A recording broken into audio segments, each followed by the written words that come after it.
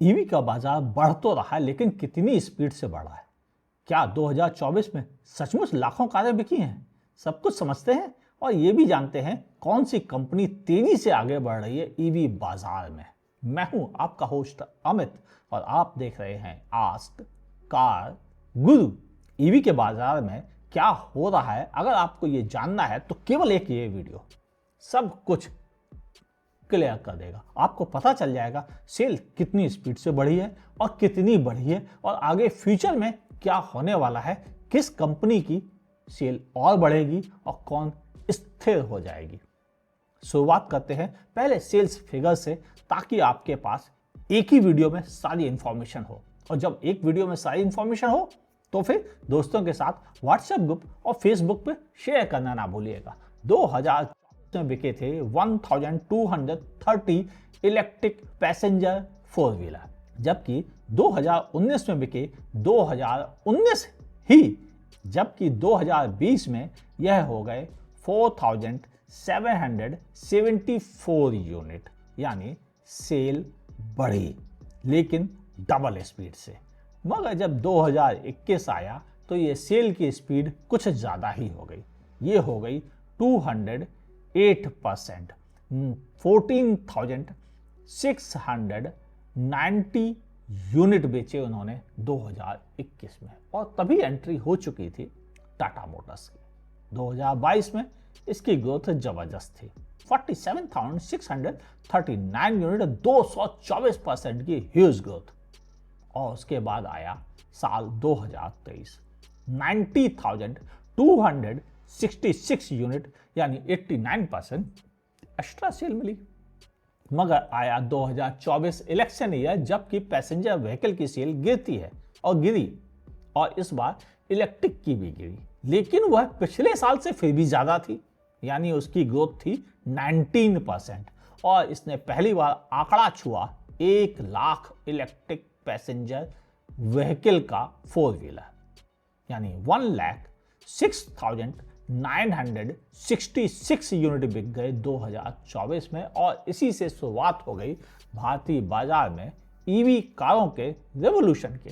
अगर बात की जाए तो 1,06,966 number total Skoda, Volkswagen, Citroën, jeep की सेल को जोड़ दे तो बराबर होती है।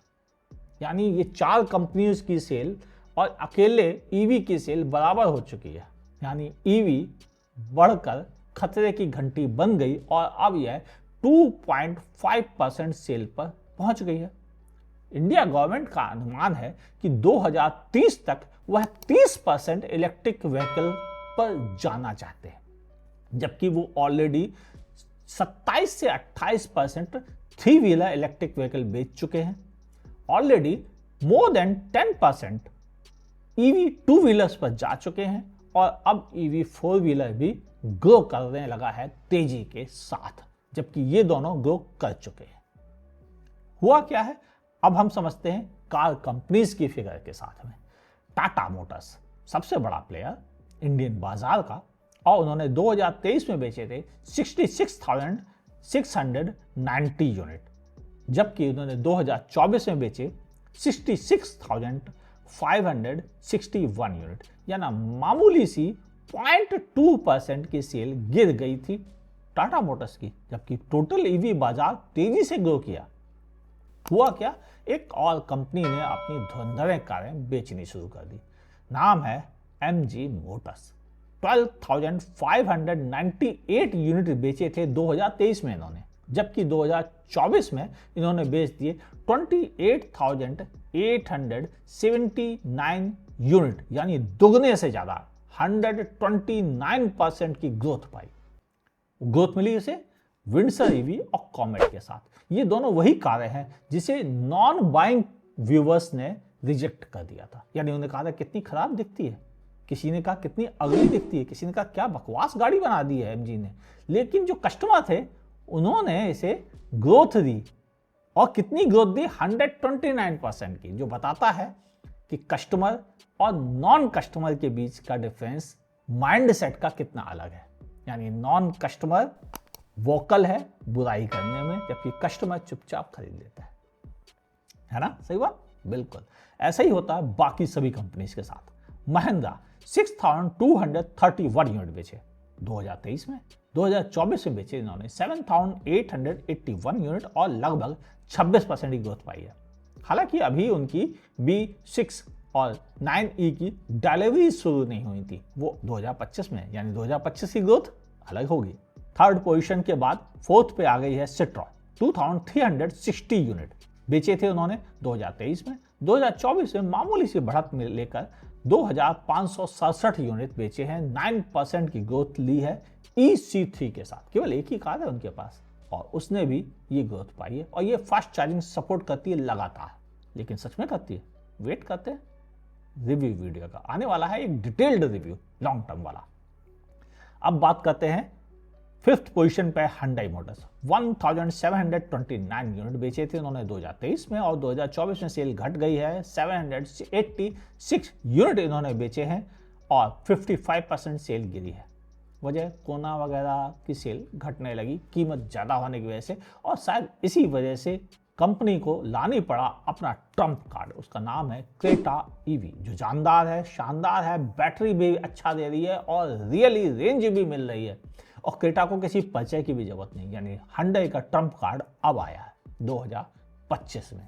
और क्रेटा EV की अगर आप डिटेल के बारे में जानना चाहते हैं, कैसी रेंज मिली है, कैसा ड्राइविंग एक्सपीरियंस है, क्या सच में परफॉर्मेंस देती है, तो ऊपर आई बटन पे कार गुरु का डिटेल्ड रिव्यू वीडियो देख लीजिएगा।